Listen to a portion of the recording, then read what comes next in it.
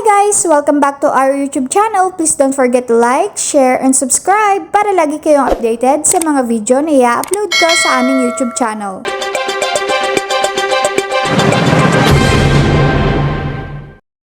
Ng umaga po mga ka-seniors, ito po ay si Tito Jules. Marami pong sulat ang dumating sa akin na nagtatanong tungkol sa mga problema nila sa social pension. Ito pong unang sulat na ito ay galing kay Milit Bongawil. At ito po ang kanyang sinasabi. Ako po ay isang indigent senior citizen, living alone, voter sa aming barangay, walang anumang pensyong katulad ng SSS, GSIS at iba pa. Registered din po ako sa Municipal Seniors Office ng OSCA.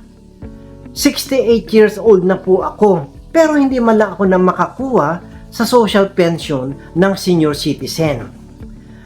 Ano po talaga ang requirements ng isang senior para maka-avail ng pensyon? Please answer me. Miss Milit Bongawil, ito po ang aking sagot.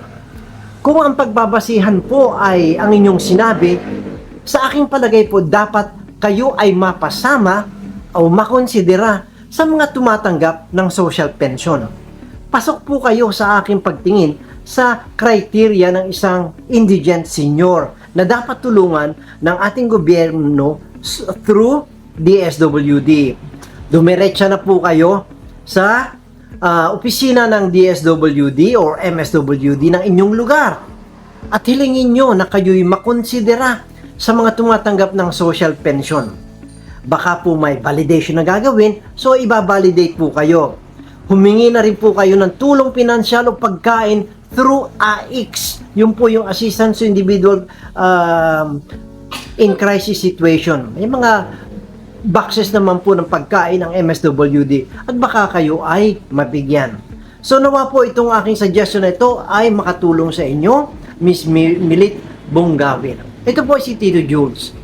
Maraming salamat po. Thanks for watching. Please don't forget to like, share, and subscribe.